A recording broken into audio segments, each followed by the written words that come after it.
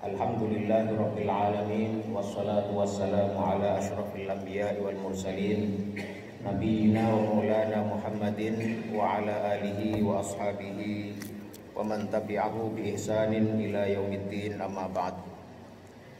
Ma'asyiral muslimin yang dirahmati Allah Subhanahu wa taala, puji syukur kita panjatkan kehadiratnya pada pagi hari ini.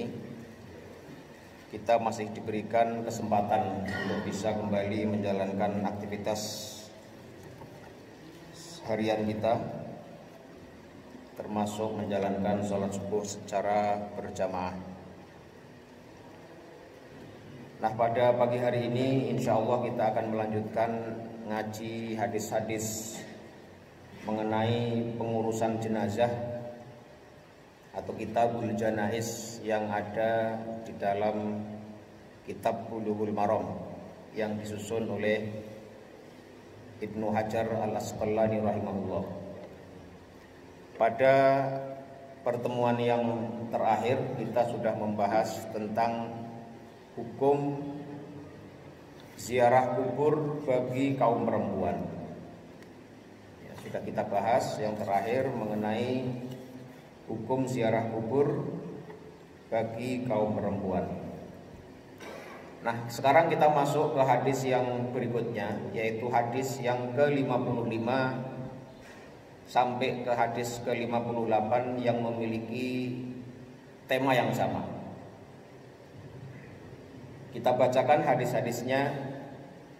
An Abi Sa'idin Al-Khudri radhiyallahu anhu, dari sahabat Abu Sa'id Al-Khudri radhiyallahu anhu qala, beliau mengatakan, la'ana Rasulullah sallallahu alaihi wasallam an-naihata wal mustami'ata, bahwa Rasulullah sallallahu alaihi wasallam itu melaknat. Kata laknat itu maknanya adalah jauhnya seseorang dari rahmat Allah Subhanahu wa taala. Nah, la'ana Rasulullah sallallahu alaihi wasallam, bahwasanya Rasulullah sallallahu alaihi wasallam melaknat, itu artinya adalah beliau mendoakan orang yang dilaknat itu dijauhkan dari rahmat Allah Subhanahu wa taala. Siapa yang Rasulullah sallallahu alaihi wasallam laknat? An-naihata, perempuan yang meratapi kematian, wal mustami'ata, dan perempuan yang mendengarkan ratapan-ratapan itu. Akhrajahu Abu Dawud, hadis ini diriwayatkan oleh Imam Abu Dawud.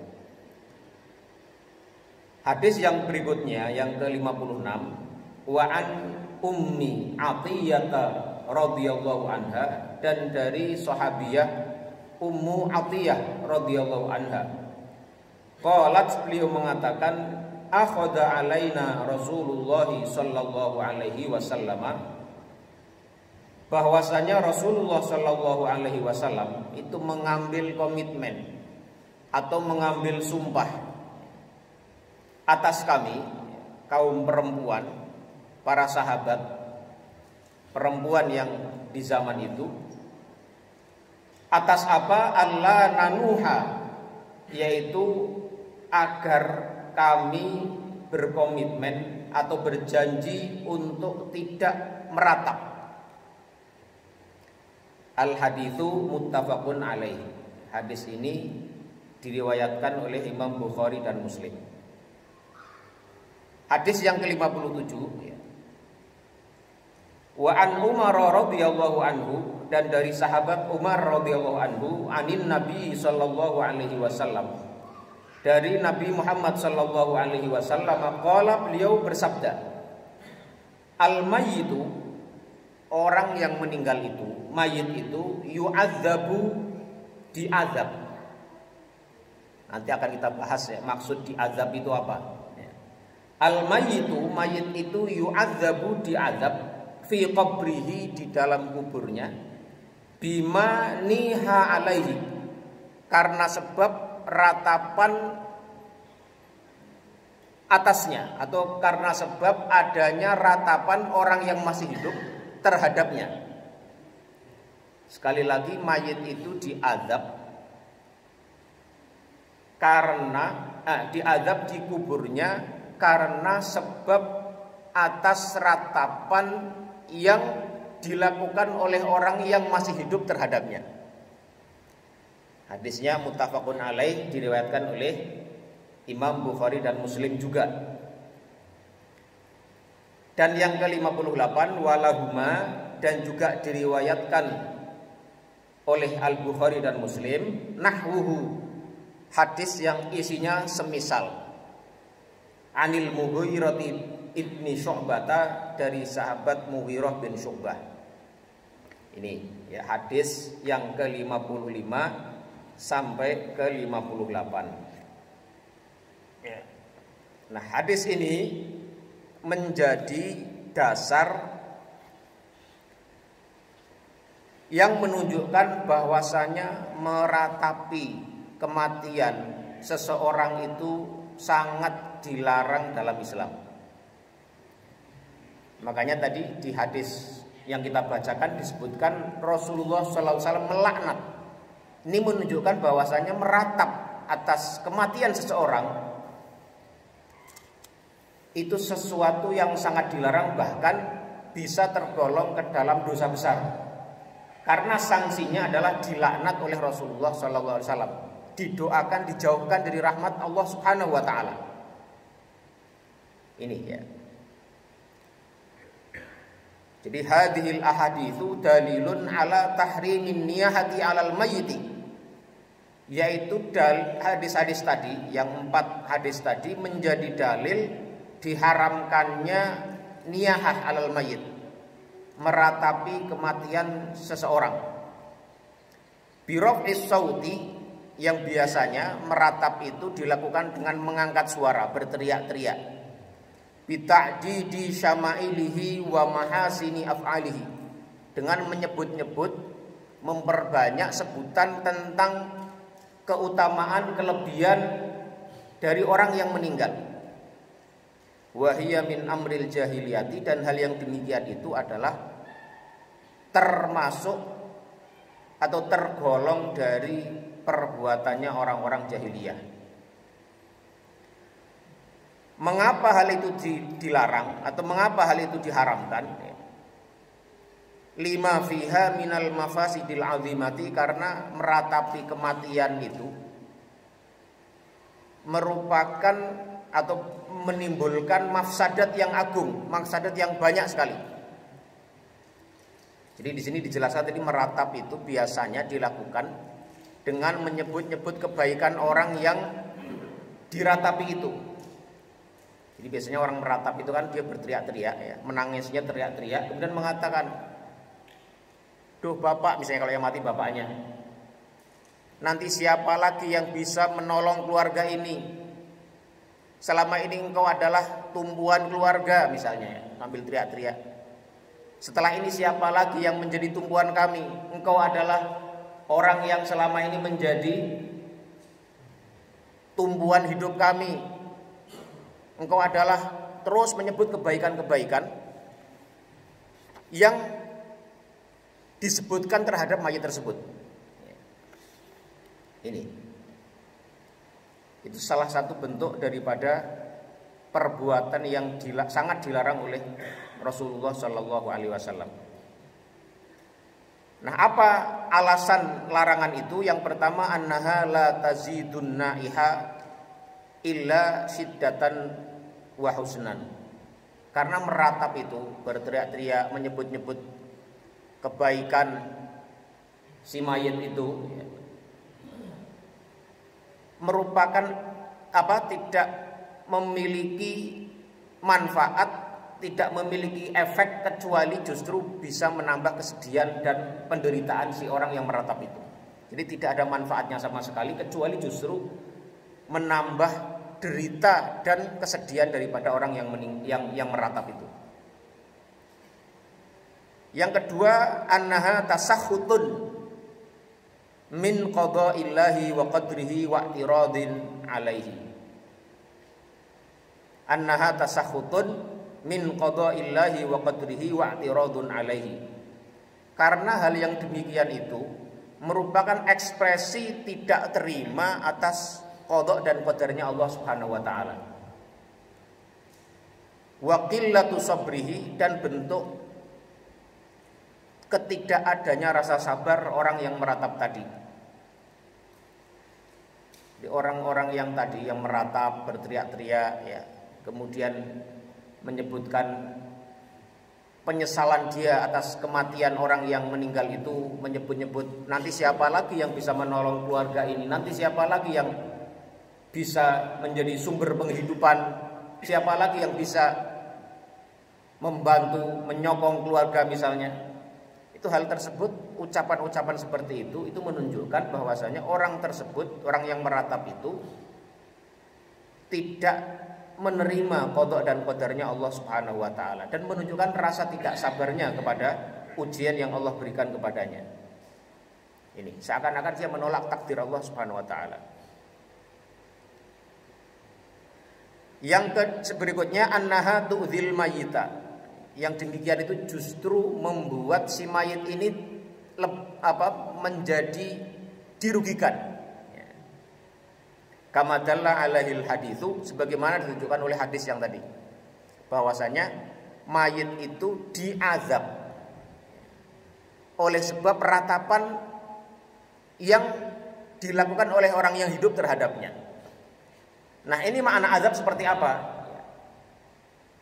Jadi para ulama juga sudah membahas, apa iya benar mayit itu diazab oleh sebab perbuatan orang lain, disebabkan oleh perilaku yang tidak dilakukannya sendiri. Padahal ada ayat dalam Al-Quran itu yang menyebutkan wala taziru waziratu wizra ukhra. Tidaklah seorang pemikul beban itu, orang yang memikul dosa itu akan memikul dosa yang ditanggung atau dilakukan oleh orang lain. Wala taziru waziratu wizra ukhra. Jadi seakan-akan hadis yang menyebutkan bahwasanya mayit itu akan diazab, mayit itu akan disiksa karena sebab ratapan oleh orang yang masih hidup, itu seakan-akan bertentangan dengan ayat ini. Karena ayat ini mengatakan tidaklah seseorang yang menanggung beban dosa itu akan menanggung dosa atau beban yang dilakukan oleh orang lain. Itu misalnya ada dalam surat Al-An'am ayat 164 ya, dan beberapa ayat yang lain. Nah, karena itu sebagian ulama, bahkan salah seorang sahabiah Aisyah itu menolak hadis tadi, riwayat hadis tadi, bahwasanya seorang mayit itu akan diazab karena sebab ratapan dari orang yang hidup.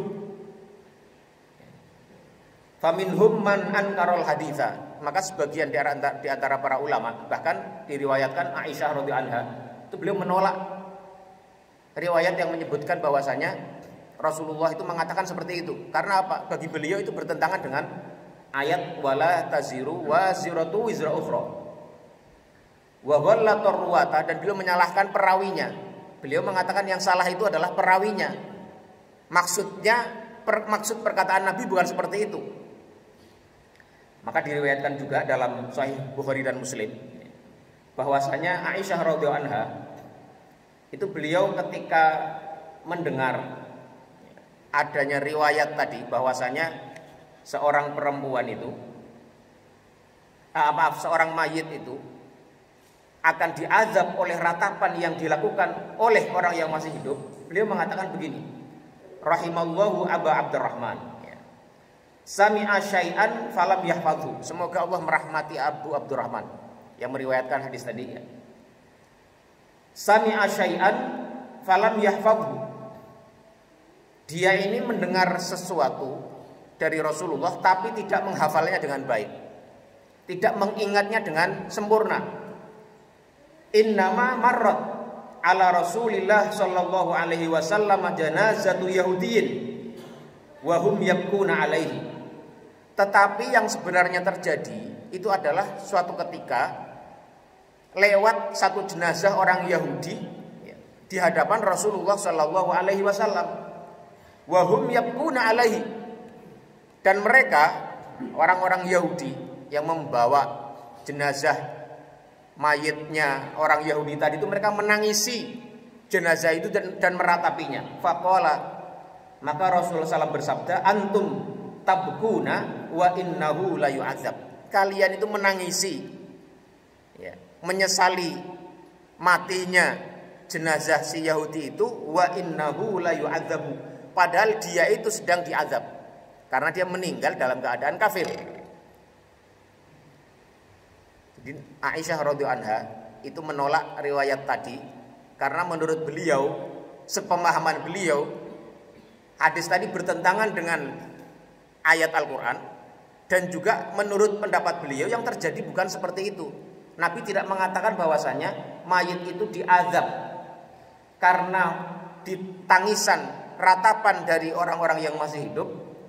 Tetapi yang terjadi adalah suatu ketika lewat satu jenazah orang Yahudi di hadapan Rasulullah, dan mereka orang-orang yang membawa jenazah itu menangisi dan meratapi jenazah itu. Rasulullah mengatakan, antum tabkuna alaihi, kalian menangisi meratapi mayit itu, wa innahu la yu'adzabu, tetapi sebenarnya si jenazah itu sedang diazab karena dia meninggal dalam keadaan kafir.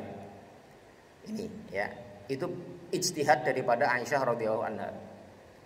Jadi sekali lagi, kalau orang beristihad, punya ilmu, punya kapasitas, itu ya punya hak untuk beristihad, punya hak untuk menyatakan pendapatnya sesuai dengan batas ilmu yang ia miliki.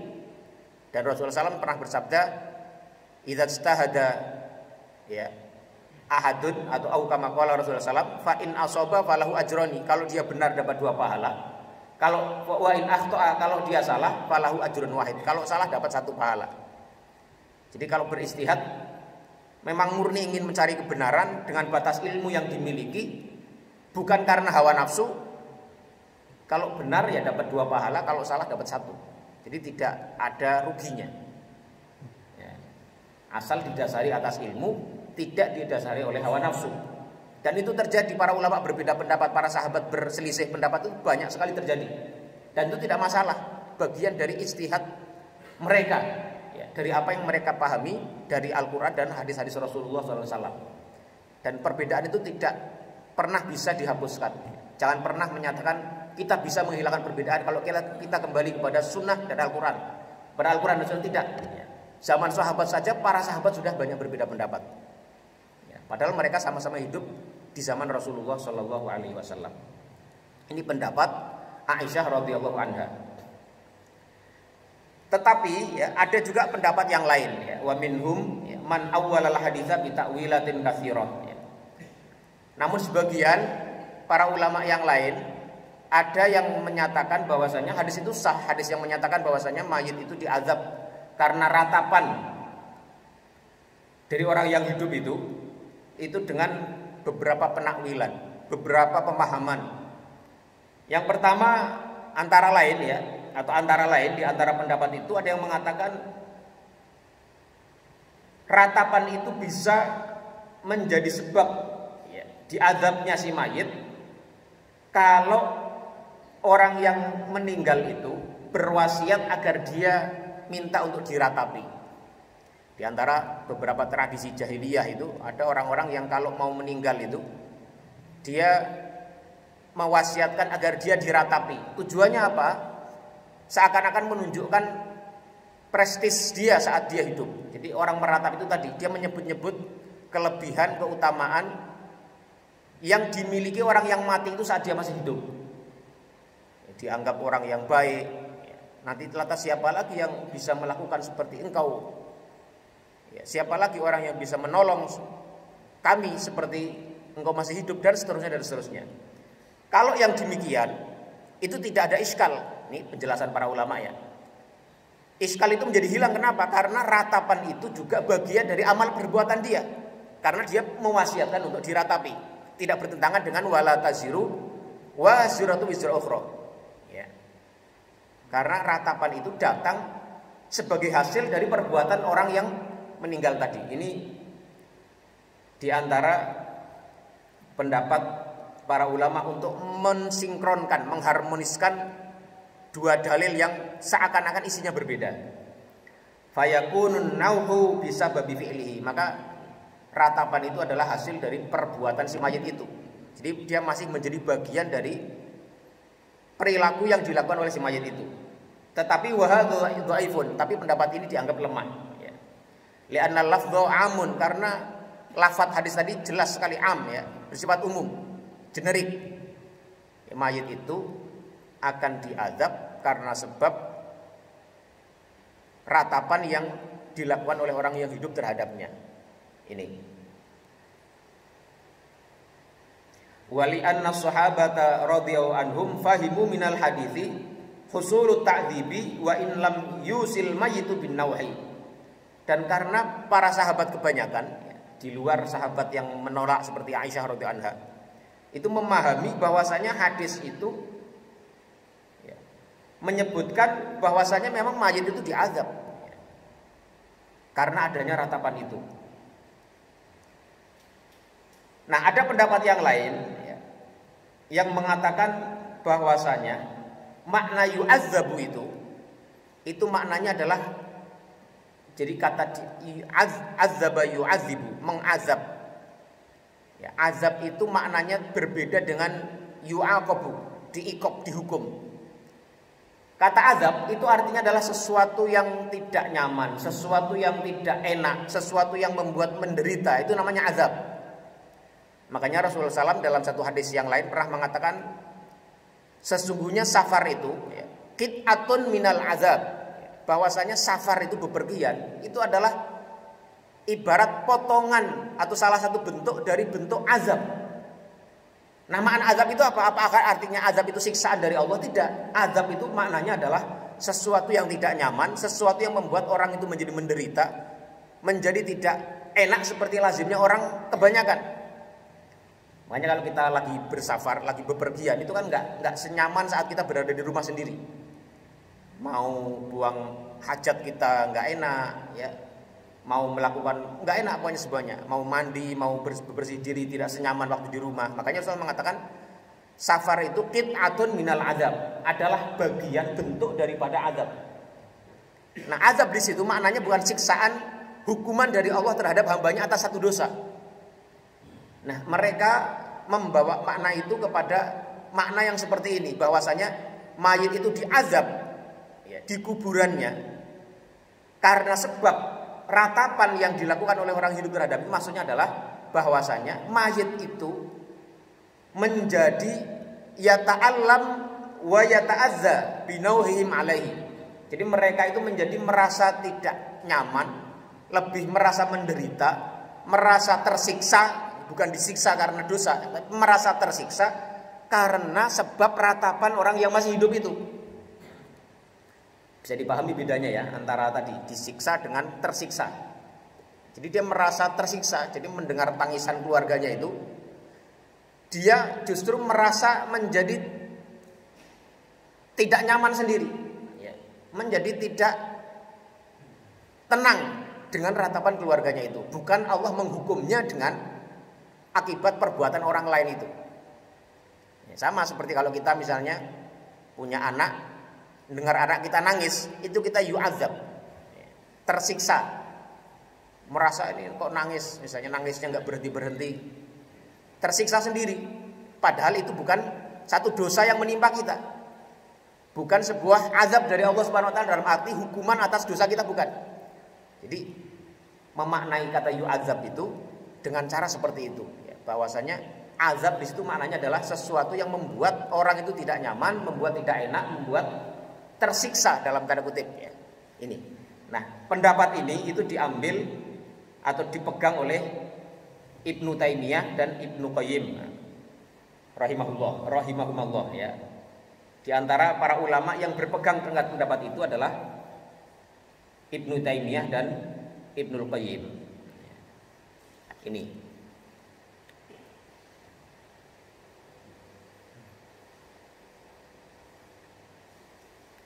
Ini ya.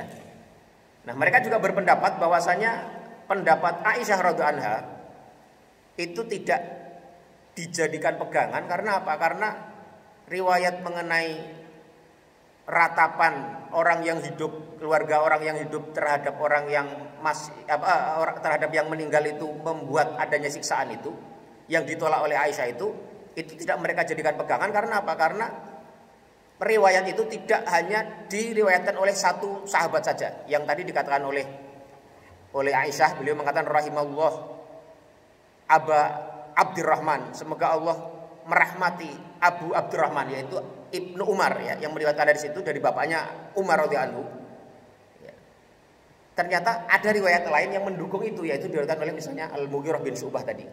Jadi kalau dia Aisyah radhiyallahu anha menyalahkan pemahaman atau hafalannya Abu Abdurrahman Ibnu Umar, tapi ternyata riwayat itu juga didukung oleh sahabat yang lain, sehingga dalam kasus ini menurut pendapat yang ketiga tadi, pendapatnya Aisyah radhiyallahu anha itu tidak bisa dijadikan pegangan. Sekali lagi itu adalah ijtihad daripada para sahabat yang berbeda-beda, tetapi berdasarkan kapasitas keilmuan yang mereka miliki, dan itu sah-sah saja ya, dan itu sah-sah saja. Ini ya. Jadi sekali lagi pendapat yang ketiga itu mengatakan ya hadisnya demikian, maksud daripada al-mayyitu yu'adzabu fi qabrihi bimaniha alaihi, bahwa mayit itu disiksa, diazab di kuburnya karena ratapan orang yang hidup terhadapnya. Maksudnya adalah bahwasanya si mayit itu dia akan merasa tidak nyaman, merasa tersiksa mendengar atau mengetahui keluarganya atau orang-orang yang masih hidup itu meratapi dirinya. Itu ya makna daripada atau pendapat yang ketiga terhadap hadis tadi. Ini.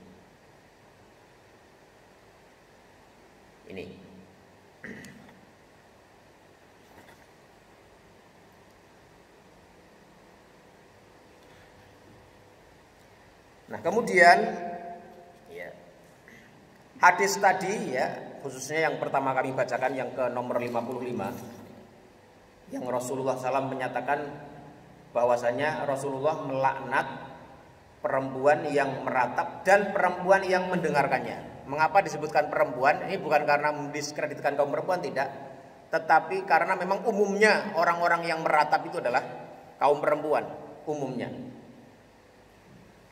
Ini.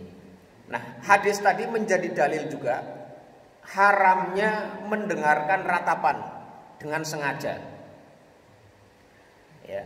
Al haditsu dalilun ala tahrimil istima'i ilan naihati. Hadis ini menjadi dalil diharamkannya mendengarkan ratapan orang yang meratap. Wa annal mustami'ata syarikatun lin naihati fil la'ni. Bahwasanya perempuan yang mendengarkan ratapan-ratapan yang meratapi itu menjadi mitra atau kontributor yang sama terhadap ratapan yang dilarang tadi. Ini.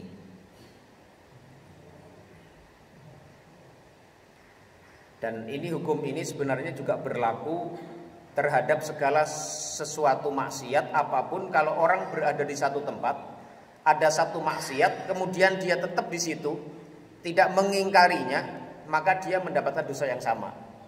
Ada orang ghibah misalnya ya, ini yang banyak terjadi di antara kita ini kadang kalau lagi duduk-duduk misalnya, yang satu ada kita berlima, yang dua orang menghibah, kita diam aja di situ menikmati hibah itu dapat dosa yang sama ya. Karena kita mendengarkan, menikmati orang menghibah orang lain, tidak mengingkarinya, ya, tidak menghentikannya atau tidak pergi dari situ, itu hukumnya ya sama, dapat dosa yang sama sebagaimana orang yang melakukannya itu. Ini makanya Imam Al-Qurtubi beliau mengatakan fadalla bihadza ala wujubi ijtinabi ashabil ma'asi idza dhahara minkum munkar. Adanya kewajiban untuk menjauhi orang-orang yang sedang bermaksiat ketika mereka melakukan sebuah kemungkaran. Li'anna man lam yajtanibhum faqad radiya fi'lahum. Kalau orang berada di satu tempat, ada orang melakukan maksiat di situ, tidak mengingkarinya, tidak menjauh dari tempat itu, maka dia seakan-akan ridho dengan apa yang mereka lakukan. Fakullu man jalasa fi majlisi maksiatin, barang siapa duduk-duduk di satu majlis yang di situ ada maksiat, walam yungkir alaihim, sementara dia tidak mengingkari terhadap mereka, yakunu ma'ahum fil wizri sawa, maka dia mendapat dosa yang sama bersama orang-orang yang melakukannya tadi. Ini.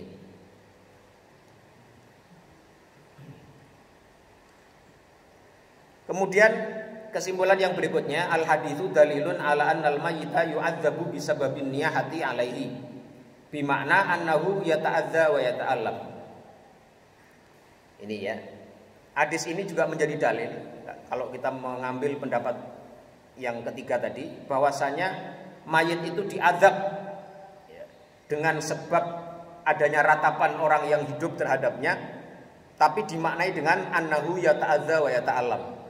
Tapi maknanya adalah diazab di situ, maksudnya bukan Allah menyiksa dia karena satu dosa, tetapi dia tadi merasa tidak nyaman, merasa terganggu, merasa menderita sendiri mendengar ada keluarganya yang meratapinya. Sebagaimana kita kalau dengar anak kita nangis nggak berhenti itu kan kita merasa nggak nyaman sendiri. Nah itu maknanya seperti itu. Ini. Wa amma kaifiyatu ta'dzibihi bin niyahah wallahu a'lam biha. Dan bagaimana itu bisa terjadi? Bagaimana orang yang meninggal tadi bisa merasa yata'adza wa yata'allam, merasa tersakiti, merasa menderita, merasa tidak nyaman dengan ratapan orang yang masih hidup terhadapnya itu? Bagaimana caranya dan bagaimana itu bisa terjadi? Semua diserahkan kepada Allah Subhanahu wa taala karena memang tidak dijelaskan secara rinci. Wa amma kaifiyatu ta'dzibihi bin niyahati fallahu a'lamu biha. Maka Allah lebih tahu ya tentang hal tersebut karena tidak ada hadis yang secara tegas menjelaskan mengenai bagaimana hal itu bisa terjadi ini. Nah, ini hadis larangan mengenai meratap terhadap mayit. Ya. Kalau sekedar menangis biasa, meneteskan air mata, menangis ya sesenggukan ya. Pun pula kalau harus keluar suara, selama dia tidak meratap, selama dia ridho, selama dia bisa menerima takdir dan qada dan qadar Allah Subhanahu wa taala itu tidak dilarang ya. Karena Rasulullah SAW ya, orang yang hatinya paling kuat sendiri itu juga menangis ketika salah satu di antara putra atau putri beliau meninggal. Beliau mengucurkan air mata dan itu manusiawi. Tidak bisa dilarang, tidak bisa disalahkan. Rasulullah menangis ketika salah satu putranya, dalam satu riwayat ada yang menyebutkan Ibrahim yang meninggal, atau ada riwayat yang menyebutkan putra beliau yang lain atau putri beliau yang lain, tapi beliau menangis, betul ya menangis. Tapi beliau mengatakan ya, innal aina latadma'u. Sesungguhnya mata itu bisa meneteskan airnya, meneteskan air mata ya. Wa innal qalba la yahzanu. Dan hati bisa sedih ya. Karena adanya kejadian-kejadian di dunia termasuk meninggalnya seseorang itu. Innal aina latadma'u wa innal qalba la yahzanu. Walakinnana la naqulu illa ma yurdi rabbana. Tetapi kita tidak pernah mau mengatakan sedikit pun sesuatu yang tidak mendatangkan ridho daripada Allah Subhanahu wa taala. Tetap ya. Inna lillahi wa inna ilaihi rajiun. Semua milik Allah Subhanahu wa taala dan kepadanya kita akan semua dikembalikan. Jadi sekali lagi menangis ya dalam batas yang wajar, sedih dalam batas yang masih wajar, itu tidak dilarang dan tidak tergolong ke dalam niyahah yang dilarang tadi. Ini. Ya. Nah, hadis yang ke-59 itu memperkuat kesimpulan yang barusan terakhir kami sampaikan ya. An Anasin radhiyallahu anhu, dari sahabat Anas radhiyallahu anhu. Qala, beliau mengatakan, syahidtu bintan lin Nabi sallallahu alaihi wasallam tudfanu. Aku datang menyaksikan adanya salah seorang di antara putri Rasulullah SAW yang meninggal dan kemudian dimakamkan. Ini hadis ini yang berbeda dengan yang riwayat tentang Ibrahim yang meninggal tadi ya. Ibrahim ibnu Rasulullah SAW. Yang ini adalah salah satu putri Rasulullah yang meninggal. Kemudian ketika dimakamkan, ini Anas bin Malik radhiyallahu anhu itu menceritakan, aku ikut hadir, syahidtu bintan lin Nabi SAW tudfanu. Aku ikut hadir ketika salah satu putri Rasulullah SAW meninggal dan dimakamkan. Wa Rasulullah sallallahu alaihi wasallam jalisun indal qabri. Dan Rasulullah SAW saat dimakamkan itu beliau duduk di samping kuburan itu. Fara'aitu ainaihi tadma'ani, dan aku melihat dua mata beliau mengalirkan air matanya. Al-haditsu rawahul Bukhari. Hadis ini diriwayatkan oleh Imam Bukhari. Ini hadis ini menjadi dalil bolehnya menangis ketika ada orang meninggal. Ya, tidak dilarang. Orang menangis biarin saja, nggak usah dilarang-larang. Paling diingatkan saja bahwa untuk tetap ya meyakini itu bagian dari qada qadar Allah Subhanahu Wa Taala, bahwasanya semua itu menjadi ketentuan Allah. Ya, menasihati itu bersabar. Tapi kalau menangis biarkan saja, tidak perlu dilarang. Kalau di kampung saya itu dulu ada yang meyakini, katanya kalau kita menangis terus air matanya menetes ke jenazah dari si mayit itu akan membuat apa itu? Ya enggak, membuat disiksa atau apa gitulah. Itu jadi enggak boleh. Itu enggak ada dalilnya, enggak ada dalilnya ya. Yang dilarang itu meratapi. Sebagaimana sudah kita jelaskan di muka tadi ya. Ini ya. Al-haditsu dalilun ala jawazil bukai alal mayyit. Hadis ini menjadi dalil dibolehkannya menangisi mayit bisyarti alla yashab, dengan syarat tidak berteriak-teriak ya. Biraf'is sauti, dengan mengangkat suara, au syaqil juyubi, atau merobek-robek pakaian. Orang ada sampai meratap itu sambil menarik-narik pakaiannya sendiri, merobek-robek, menjabak-jabak rambutnya sendiri ya. Au darbil khududi, atau memukuli pipinya ya. Wa nahwi dzalika, dan yang semisalnya, mimma yadullu alal jazai wa sukhti wa adami ridha bil qada'i mimma huwa sani'u ahli jahiliyah. Yang demikian itu menunjukkan ketidakrelaan menghadapi qada qadar Allah ya, dan juga itu adalah salah satu ekspresi daripada perilakunya orang-orang yang jahiliyah ini.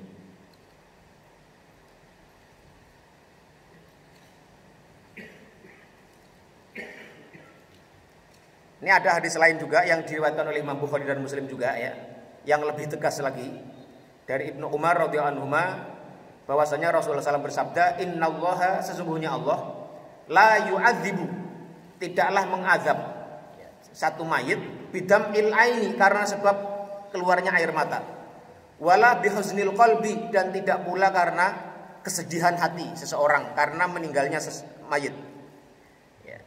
Walakin yu'adzibu bihada, tetapi Allah akan mengazab bihada, sambil menunjuk kepada lisannya, kepada lisan beliau ya. Walakinnahu awalaki yu'adzibu bihada, tapi Allah akan mengazab karena sebab ini. Rasulullah menunjukkan kepada lidah beliau. Wa asyara ila lisanihi aw yarham, atau Allah akan merahmati karena sebab lisannya seseorang. Jadi lisan ini bisa membuat Allah mengazab mayit atau tidak ya. Kalau orang-orang yang di sekitarnya tadi mengatakan yang baik-baik, ya Allah akan mendatangkan rahmatnya. Kalau mengatakan yang tidak baik, ya bisa mendatangkan azab seperti yang sudah kita jelaskan di awal tadi. Ini. Sebelum kita masuk hadis yang berikutnya, ada pertanyaan terkait masalah ini? Kalau tidak ada, kita lanjut hadis yang ke berikutnya, yang hadis yang ke-60 ya. Iya, silakan. Ya, silakan.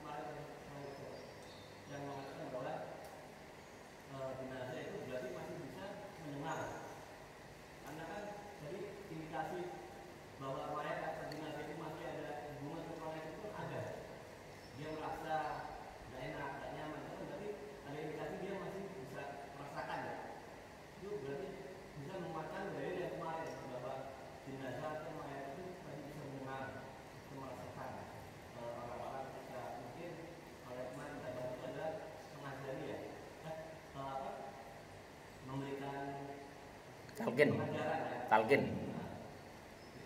Ya. Ya, ya, itu ya. Jadi terima kasih Pak Joko. Jadi pertama kalau mengenai mana pendapat yang lebih kuat ya Allah alam, tapi kalau saya lebih cenderung ke yang ketiga ya. Karena apa? Itu menggabungkan dua dalil yang seakan-akan bertentangan dan dua-duanya dipakai. Jadi memang metode pengambilan istinbat hukum kalau dalam teori usul fikih itu kalau ada dua dalil yang bertentangan, maka jalan pertama yang paling baik itu adalah untuk al-jam'u baina al-dalilaini al-muta'aridaini, menggabungkan dua dalil yang seakan-akan bertentangan. Dua-duanya dipakai kalau dua-duanya sah. Yang satu ayat Al-Qur'an, yang satu hadis sahih. Ya. Hadisnya ada dalam Sahih Bukhari. Artinya riwayatnya sah. Nah, itu digabungkan. Jadi pemaknaannya yang diambil, kesimpulannya yang diambil itu agar bisa mengharmoniskan dua dalil yang seakan-akan berbeda itu. Jadi wala taziru wazratu wizra ukhra, bahwasanya satu mayit atau satu orang itu tidak akan menanggung beban dosa orang lain. Itu ya ayat Al-Qur'an sah. Maknanya juga jelas. Kita harus ambil itu, harus kita yakini itu. Tetapi sabda Rasulullah SAW dalam hadis yang juga sahih, bahwasanya mayit itu diazab di kuburnya atas sebab ratapan yang terjadi dengannya, itu juga kita pakai juga. Sehingga maknanya azab itu yang perlu kita maknai dengan makna yang sesuai dengan dua dalil tadi. Yaitu tadi dia merasa tersiksa, sebagaimana tadi kalau saya analogikan nih, kalau kita mendengar orang lain nangis di rumah, bayi menangis atau anak nangis, itu kita nggak nyaman sendiri. Padahal itu bukan siksaan buat kita, tapi kita tersiksa karena itu gitu. Itu ya. Kemudian mengenai masalah mayit mendengar sesuatu yang masih terjadi di dunia ini, itu sudah kita jelaskan juga beberapa pendapat pandangan mengenai hal itu. Ya, kemarin sudah kita jelaskan juga di antara pendapat itu ada yang mengatakan ya, termasuk Ibnu Taimiyah sendiri, beliau mengatakan bahwasanya mayit itu bisa mendengar tapi untuk kasus-kasus tertentu yang ada dalilnya. Sementara kalau talqin itu tidak ada dalil yang sahih menurut beliau ya. Sehingga tidak bisa dijadikan pegangan bahwasanya kita dianjurkan untuk bertalqin. Kenapa? Karena itu juga bertentangan dengan ayat wa ma anta bimusmi'in man fil kubur. Dan kamu wahai Nabi Muhammad tidak bisa menjadikan orang yang mati di dalam kubur itu mendengar. Menurut Pak Mufasir, bimusmi'in membuat dia itu mendengar dan mengambil manfaat dari orang mendengarnya. Jadi umpama pun mendengar, itu tidak bisa mengambil manfaatnya. Jadi perdebatannya sudah cukup panjang, sudah kita bahas kemarin ya. Jadi mungkin tidak perlu kita ulang lagi. Tapi intinya adalah dalam khazanah ya, literatur para ulama kita sudah dijelaskan mengenai mayit itu bisa mendengar apa-apa yang dikatakan orang itu atau tidak. Itu dalam beberapa pendapat. Yang pertama itu tadi, yang sama sekali tidak bisa mendengar ya. Mereka menolak ya. Mendengar itu hanya mendengar sebatas mendengar yang tidak ada manfaatnya saja. Mendengar saja. Kayak kemarin mendengar derap langkah kaki atau sandal-sandal orang yang mengkuburkannya ya, ada beberapa pendapat. Yang kedua mengatakan bisa mendengar secara mutlak. Jadi kalau sandal bisa didengar ya. Kemudian nanti bab tentang ketika orang masuk kubur kan ada salam juga, itu dianggap juga bisa mendengar juga.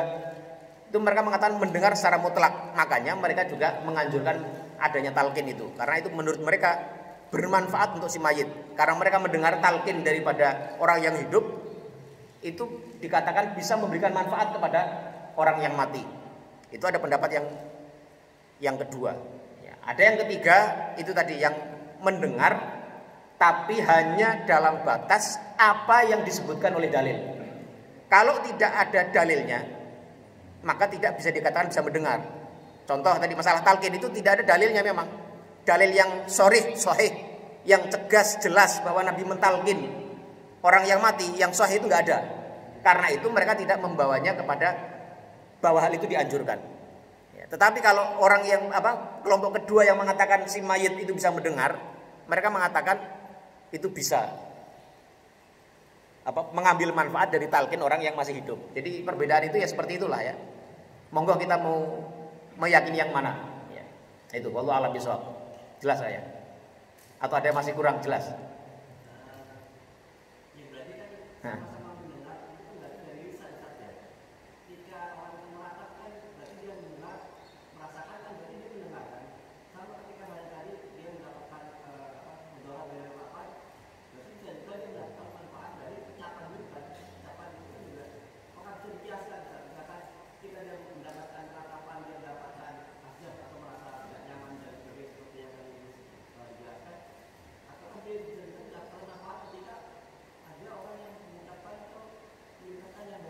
Ya, berarti cara pandangnya Pak Joko itu sama dengan cara pandangnya kelompok yang kedua, yang menyatakan kalau memang riwayat-riwayat sahih itu menunjukkan dia bisa mendengar suara sandal orang yang meninggalkan, dia bisa mendengarkan salamnya orang yang datang kuburan, assalamualaikum ya ahla diyar, maka dia bisa mendengar secara mutlak.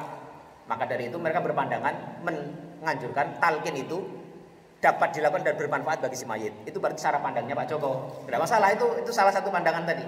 Tapi ada pandangan yang ketiga tadi yang mengatakan mendengarnya itu kan ketika ada ratapan dia mendengar. Itu ada dalilnya sahih. Yang tadi innal mayyita la yu'adzabu fi qabrihi bimani alaihi, itu sahih. Enggak ada masalah. Mayat bisa mendengar derap kaki langkah orang-orang yang habis mengantarkannya. Itu sahih juga. Sah juga dia mendengar itu. Enggak masalah, itu sahih. Tetapi tidak ada dalil yang sahih, yang sharih yang menyatakan itu tadi. Jadi kalau Pak Joko ngikut yang kedua ya tidak masalah. Itu maksud saya. Kita tidak bisa memaksakan ya pendapat kita kepada orang yang tidak mengambil itu. Iya. Ya monggo, kalau Pak Joko meyakini itu yang kedua, ya itu memang ulama sudah ada yang sudah sampai pada pendapat itu. Tapi ada juga yang pertama tadi menolak sama sekali. Mengapa? Karena memang ada ayat tadi. Ada ayat yang tegas, wa ma anta bimusmi'in man fil kubur. Dan engkau wahai Muhammad tidaklah bisa membuat orang yang ada di kuburan menjadi mendengar. Itu masalahnya, ada ayat itu. Mengapa kemudian ada ulama yang mengatakan mayit yang sudah dikubur tidak bisa mendengar sama sekali. Kalaupun mendengar adalah mendengar yang tidak ada manfaatnya. Karena memang salah satu tafsiran daripada wama anta bimusmi'in man fil kubur itu adalah itu ibarat seperti orang hidup, yang orang kafir kalau hidup dia bisa mendengar nasihat, bisa mendengar dakwahnya Rasulullah, tapi sama sekali dia tidak bisa mengambil manfaat, tidak mengimani, tidak membuat dia jadi beriman kepada Allah dan Rasulnya. Mendengar secara fisik ya, tapi tidak bisa mengambil manfaat dari pendengaran terhadap dakwah itu. Jadi umpama pun dia mendengar tadi, itu pendengaran yang sifatnya tidak memberikan manfaat kepada dia. Umpama ditalqin nih, menurut pendapat di antara pendapat yang pertama tadi, kalaupun dia mendengar, itu menurut pendapat mereka mendengar yang tidak ada gunanya. Kalau tidak ada gunanya buat apa ditalqin? Toh juga tidak ada dasarnya. Itu loh Pak. Jadi itu pendapat-pendapat di antara para ulama mengenai apakah mayit bisa mendengar dari yang hidup, dan apakah mereka dan pendapat mereka tentang hukum talqin, mentalqin mayit itu seperti apa. Ya, itu dalam ketiga pendapat tadi. Wallahu a'lam bishawab. Ya, itu kita menjelaskan itu agar kita bisa saling mengerti. Kalau si fulan mengambil pendapat ini, itu apa argumentasinya? Yang ini apa argumentasinya gitu. Jadi kita mau memilih ya monggo. Yang menurut kita paling kuat, ya. Kalau saya mengatakan ini paling kuat, ya banyak ulama yang mengatakan yang kuat ini. Ya. Jadi itulah kita beragama seperti itu ya. Tidak, kita yang masing-masing orang itu akan mempertanggungjawabkan pilihannya di hadapan Allah Subhanahu wa taala. Kalau dia memilih dengan memang tujuan mencari yang benar, tulus, ya, murni mencari yang benar, terus ternyata yang dia pilih salah, itu insya Allah ya sesuai sabda Nabi itu ya dapat satu pahala minimal. Yang nggak boleh itu adalah kalau orang mengambil pendapat dengan hawa nafsunya, mengambil pendapat hanya karena dia menuruti keinginan hawa nafsunya saja. Nah itu yang berbahaya ya. Pasti tidak berdosa kalau yang seperti itu ya. Ini wallahu a'lam bishawab. Jelas ya. Ya, selanjutnya An Jabirin radhiyallahu anhu, dari sahabat Jabir radhiyallahu anhu, anna Nabiyya sallallahu alaihi wasallam qala, bahwasanya Nabi sallallahu alaihi wasallam bersabda, la tadfinu mautakum bil laili, janganlah kalian mengubur atau memakamkan orang-orang yang mati di antara kalian bilaili pada waktu malam. Illa an tutarru, kecuali dalam keadaan terpaksa. Akhrajahu Ibnu Majah. Hadis ini diriwayatkan oleh Imam Ibnu Majah. Wa asluhu fi Muslimin, dan asalnya ada dalam Muslim, lakin qala zajara an yukbara ar-rajulu bilaili hatta yusalla alaihi. Tetapi dengan lafaz, dengan redaksi Rasulullah SAW melarang ya seseorang atau mayit yang meninggal itu dikuburkan pada malam hari hatta yusalla alaihi, sampai dia itu benar-benar disolatkan. Ini ya, ada hadis yang menjelaskan tentang hukum memakamkan jenazah di malam hari. Yang satu hadisnya itu menyatakan larangan itu umum. Janganlah kalian memakamkan jenazah atau memakamkan mayit itu di malam hari kecuali dalam keadaan terpaksa. Tetapi ada hadis lain bahwasanya larangan itu ya, melarangan menguburkan atau memakamkan jenazah di malam hari hatta yusalla alaihi, sampai jenazah itu disolatkan. Ini. Nah, kita akan lihat bagaimana para ulama memahami dan menyimpulkan kesimpulan hukum dari hadis-hadis tadi. Nah, al haditsu dalilun ala nahyi an daftinil mayyiti fil laili. Hadis ini menjadi dalil bahwasanya adanya larangan memakamkan mayit pada waktu malam. Dan pendapat ini diambil oleh Ibnu Hazm Al-Zahiri. Ya, Ibnu Hazm Al-Zahiri itu dalam mazhab Zahiriyah ya Pak. Beliau adalah salah satu tokoh yang dikenal dalam mazhab Zahiriyah karena secara umum cara mengambil hukumnya itu zahir. Ya, melihat zahirnya apa, teksnya seperti apa, ya sudah diambil seperti itu. Itu Ibnu Hazm Al-Zahiri. Ya. Wa rawa karahata dafni lailan an Sa'idin Ibni Al-Musayyibi. Ya. Dan Ibnu Hazm juga meriwayatkan tidak disukainya memakamkan jenazah pada malam hari itu dari salah seorang tabi'in yang bernama Sa'id bin Musayyib. Itu seorang tabi'in besar ya. Di antara ulamanya para tabi'in itu adalah Sa'id bin Musayyib. Beliau berpendapat makruh ya, atau tidak disukai memakamkan jenazah pada waktu malam. Wa ajaba bi anna man dufina lailan kana li daruratin. Beliau menjawab atau memberikan penjelasan kalau ada riwayat jenazah itu dimakamkan pada malam hari itu karena adanya kedaruratan atau situasi yang darurat. Ini. Nah, tetapi ada pendapat yang berikutnya, pendapat yang kedua yang mengatakan annahu yajuzu ad-dafnu lailan wala karahata fihi. Tetapi ada yang mengatakan bahwasanya memakamkan jenazah di malam hari itu mutlak boleh. Wala karahata alaihi, dan tidak ada kemakruhan ya di dalamnya. Tidak atau bukan tidak disukai. Jadi benar-benar boleh. Kalau memang diputuskan, dipandang kemaslahatan bahwasanya satu jenazah mau dimakamkan malam hari, itu menurut pendapat yang kedua ini itu nggak apa-apa, ya. Mutlak boleh-boleh saja. Wa hadza qaulul jumhuri min ahli ilmi, dan ini adalah pendapatnya jumhur para ulama. Ya. Loh, lantas jumhur bertentangan dong dengan hadis? Tidak ya. Nanti ada dalilnya mereka ya, ini.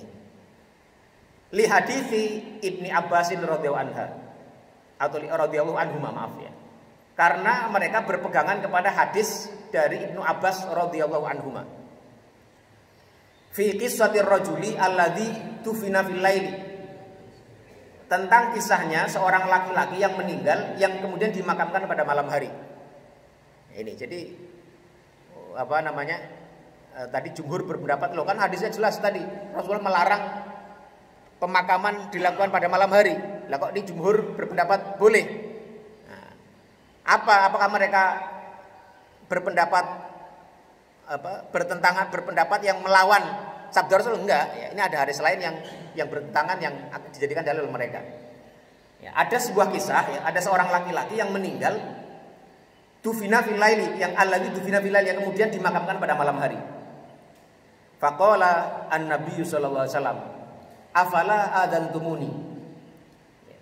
Kemudian Rasulullah SAW mengatakan, afala adzantumuni, mengapa kalian tidak mengabarkan kepadaku?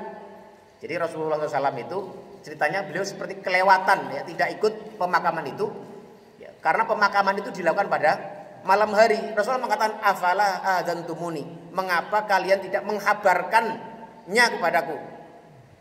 Di hadis itu, ini hadisnya riwayat Bukhari dan Muslim juga, hadisnya sahih juga. Ya. Dalam hadis ini Rasulullah SAW hanya mengatakan, mengapa kalian tidak menghabarkan kepadaku? Walam yungkir alaihim an Nabi SAW, dan Nabi tidak mengingkari mengenai dilakukannya pemakaman sahabat yang meninggal tadi pada malam hari itu, tetapi hanya mengatakan, mengapa kalian tidak menghabarinya kepadaku? Ini. Kemudian jumhur juga berpendapat dengan hadis yang lain, ya. Wa mimma yu'ayyidu dzalika, ya. Dan di antara riwayat juga yang memperkuat pendapat jumhur itu, bahwasanya memakamkan jenazah pada malam hari itu tidak dilarang. Itu ada hadis dari Aisyah radhiyallahu anha, wa fihi, yang di dalamnya disebutkan wadufina Abu Bakrin qabla subhi. Dan Abu Bakar radhiyallahu anhu ketika beliau meninggal itu beliau dimakamkan sebelum subuh. Bahkan ini di hari, malam hari betul sebelum subuh. Ini juga ada dalam Sahih Bukhari. Jadi Abu Bakar itu kan yang memakamkan pasti juga para sahabat yang masih hidup. Dan para sahabat ketika memakamkan Abu Bakar itu dilakukan pada malam hari menjelang subuh.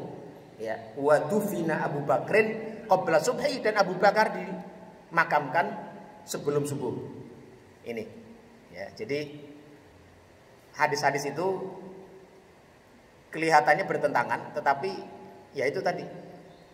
Kemudian istimbat hukumnya, pengambilan hukumnya bisa berbeda-beda. Ada yang mengambil hukum yang tadi, yang larangan secara mutlak nggak boleh pemakaman dilakukan malam hari kecuali terpaksa.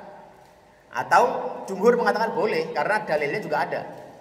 Nah, mereka memahami larangan tadi itu dengan sebab ini, ya. Wa amma haditsu muslimin, ya, fa fihi dzikru sababin nahi. Karena hadis yang diriwayatkan oleh Imam Muslim yang mengatakan Nabi melarang seorang itu dikuburkan pada malam hari hatta yusalla alaihi. Itu alasannya adalah sampai dia disolatkan.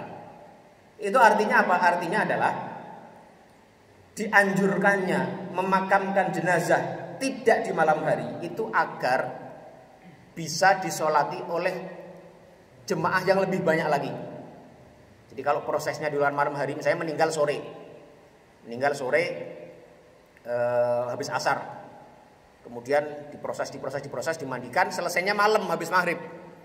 Ya. Lantas bagaimana? Apakah dikuburkan malam itu juga atau tidak? Ini pilihan. Ya.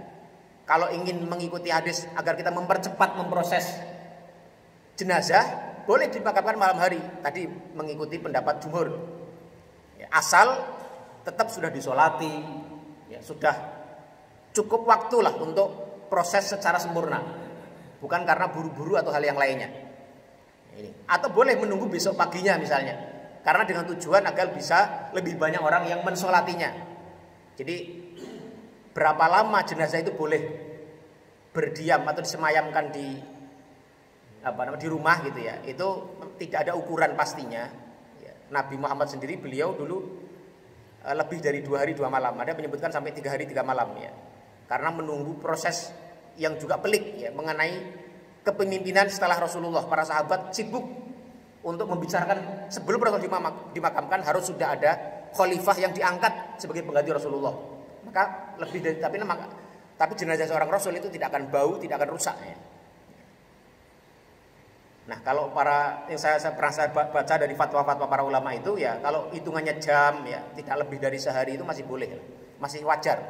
Karena belum mayat itu belum berubah ya. Misalnya meninggal habis maghrib gitu ya, dimakamkannya pagi-pagi jam 8 pagi, insya Allah itu mayat juga belum berubah ya, belum bau, itu nggak apa-apa. Tapi kalau sampai mayat keluar baunya itu sebaiknya jangan, karena itu akan mengurangi kehormatan mayat itu.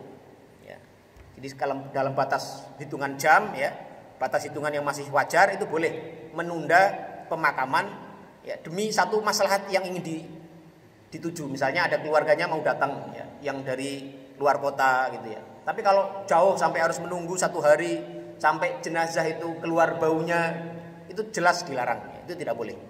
Ini wallahu a'lam bishawab. Ada yang ingin bertanya? Ya.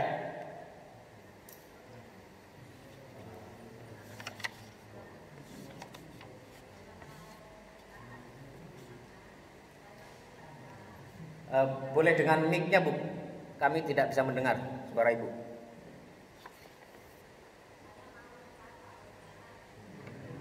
Bisa dibantu nggak itu adanya mic-nya? Ya, udah. Oh. Ya silakan, Bu.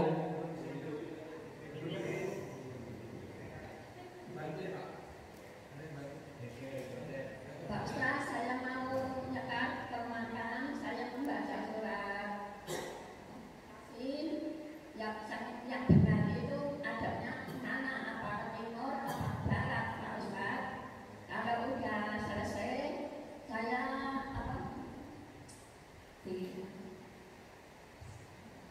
diususkan. Kalau udah saya nyetok tengah boleh apa enggak? Ada orang, ada yang nyetok nggak boleh, ada yang enggak. Gimana Pak Ustaz? Membaca apa tadi, Yasin? Ya, ada Yasin. Oh, jadi Ibu berziarah ke makam. Terus Ibu baca Yasin. Menghadapnya ke timur apa ke barat? Ya, yang benar itu gimana? Oh ya. Sudah, Bu? Ya, kalau udah. Oh, setelah selesai megang lisan. Oh ya. Ya. Boleh apa enggak? Ya, makasih, Bu. Ya, terima kasih. Waalaikumsalam warahmatullahi wabarakatuh. Ya, pertama mengenai hukum perempuan ziarah kubur sudah kita bahas ya. Sudah jelas ya.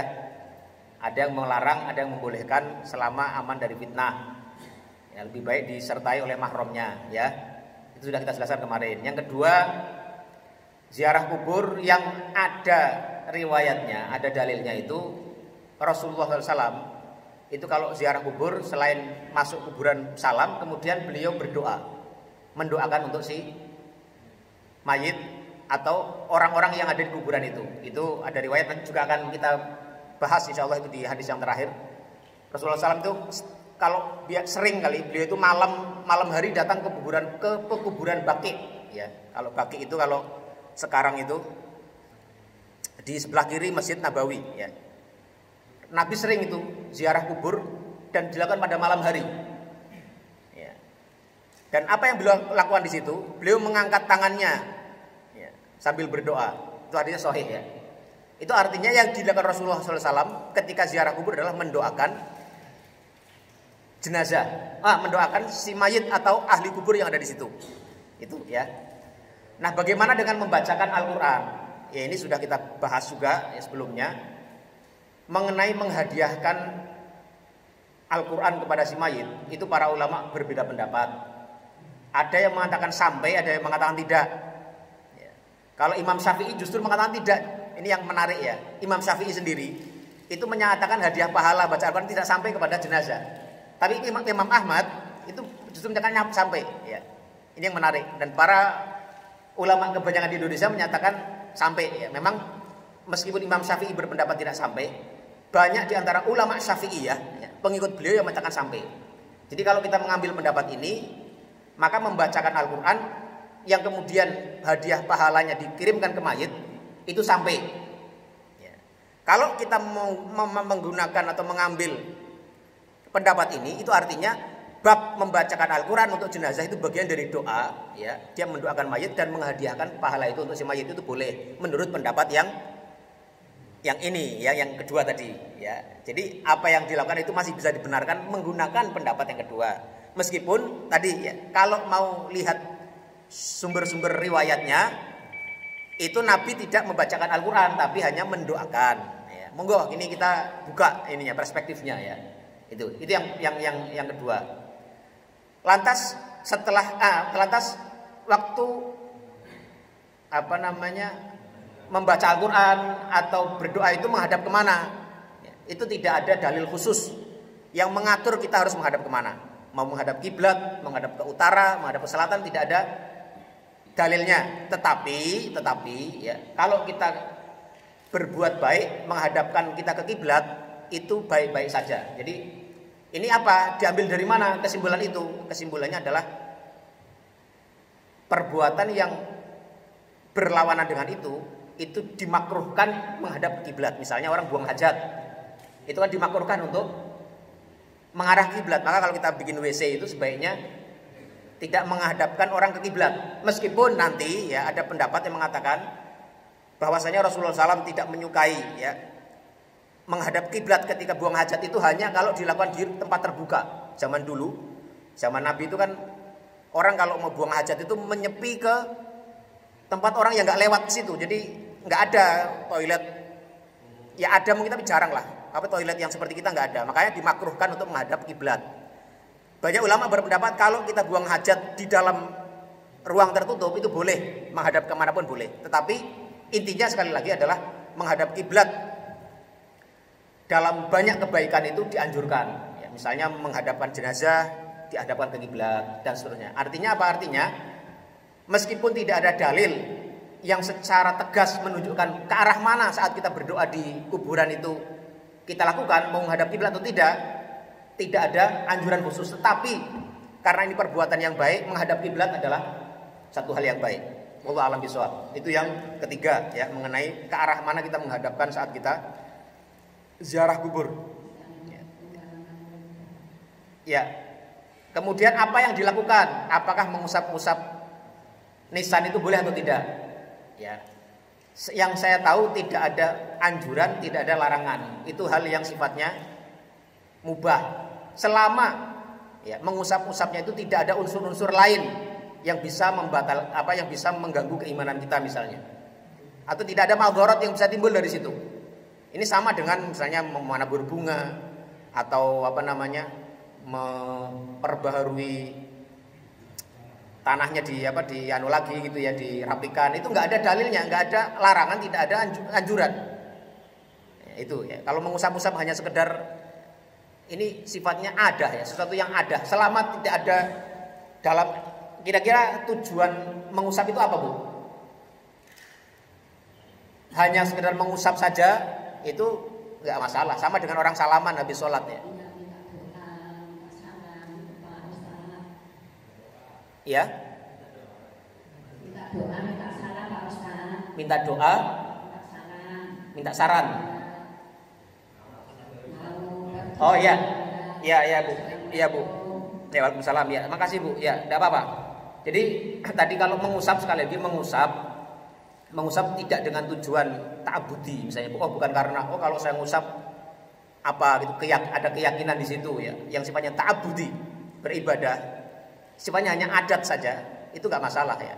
Tapi kalau ada tujuan tertentu, misalnya kalau harus mengusap atau karena meyakini kalau mengusap itu dapat apa, ya, dapat berkah atau apa, itu nggak ada ya. Sebaiknya tidak. Tapi kalau hanya sifatnya ada, sesuatu perilaku yang tidak ada hubungannya dengan ta'abud, itu nggak masalah. Kayak kita salaman habis sholat, itu ya sama dengan orang buka HP habis sholat. Ya. Tidak diyakini bagian dari ta'abud kita dalam sholat, itu tidak masalah ya. Yang masalah itu kalau salaman sebelum salam. Nah itu salah. Sebelum salam itu udah salaman, itu bid'ah. Ya, kalau salaman saja itu kan ada sesuatu yang sifatnya bukan bagian dari ibadah. Kita juga tidak meyakininya itu harus dilakukan atau sunnah atau enggak. Hanya ada saja, adat. Sama dengan ada orang habis sholat biasanya buka HP, ngecek WhatsApp, itu dilarang apa enggak? Ya enggak ada larangan, cuma kan ya sebaiknya dikit dulu lah gitu aja kan. Itu bagian dari adat yang selama tidak ada unsur ta'abud ya, ibadah atau hal-hal yang i'tiqad yang ada di situ. Karena kalau sesuatu yang di'tiqadi, yang ta'abudi, harus ada sandaran hukumnya. Itu wallahu a'lam bishawab. Jelas Bu ya? Jelas Bu ya? Ya, dah. Ada yang lain? Ini hadis yang berikutnya. Ini hadisnya menarik dan perdebatannya panjang ini mengenai kumpul-kumpul dan membuat makanan untuk jenazah. Apa ketika ada orang meninggal? Ini mau dibahas hari ini atau pertemuan berikutnya? Berikutnya ya. Ini pembahasannya panjang ini mengenai kumpul-kumpul ketika jenazah meninggal dan makan-makan. Nah, ini nanti ada penjelasannya dan perdebatannya juga luas nanti ya. Ada selain syarah yang ada di sini, saya juga baca-baca sumber-sumber yang lain, sehingga kita ingin mendudukkan masalah ini mudah-mudahan secara seproporsional mungkin. Ada yang membolehkan, ada yang tidak. Batasnya, yang membolehkan batasnya seperti apa? Ya. Kalau yang tidak boleh argumentasinya apa? Ya, itu nanti insya Allah kita akan bahas pada kesempatan berikutnya. Kalau memang sudah tidak ada yang lain lagi, kita cukupkan sekian ya. Nah, kalau kita lihat di jadwal yang ada, ya itu kan kemarin sempat kami sampaikan juga pada malam hari, ya itu kita akan bagi kajian kita yang tadinya 2 kali tafsir, yang untuk saya itu tadinya Bulughul Maram, tapi setelah saya pertimbangkan, insya Allah kita akan coba bareng-bareng ngaji Sahih Bukhari. Ya, tujuannya apa? Pertama karena Sahih Bukhari itu adalah kitab yang paling sahih setelah Al-Quran. Ya. Yang kedua, kita lebih dekat dengan hadis. Ya. Dalam Sahih Bukhari itu nanti kita bisa membahas banyak hal. Ada masalah akidah, masalah konsep-konsep besar dalam agama, tentang konsep-konsep wahyu, tentang konsep kerasulan. Ya. Yang itu bagian dari akidah. Ada juga masalah fikihnya, ada juga masalah adab dan etikanya, dan macam-macam. Ya. Kalau kita sampai pada titik yang semestinya gitu ya. Jadi kita akan coba kaji itu ya bersama-sama insya Allah untuk maghrib yang pertemuan kedua. Jadi untuk yang maghrib pekan pertama itu tetap tafsir, maghrib yang pekan berikutnya itu yang Sahih Bukhari. Kita akan coba bahas bareng-bareng ya dengan membaca syarah-syarah yang ada. Barangkali ini yang bisa kita sampaikan pada kesempatan pagi ini, mudah-mudahan ada manfaatnya untuk kita semua, untuk menambah pemahaman yang terbaik ya dalam kita memahami syariat Islam ini. Yang benar semua dari Allah Subhanahu wa taala, sementara yang salah itu adalah karena kebodohan saya sendiri. Subhanakallahumma wa bihamdika asyhadu an la ilaha illa anta astaghfiruka wa atubu ilaik. Wassalamualaikum warahmatullahi wabarakatuh.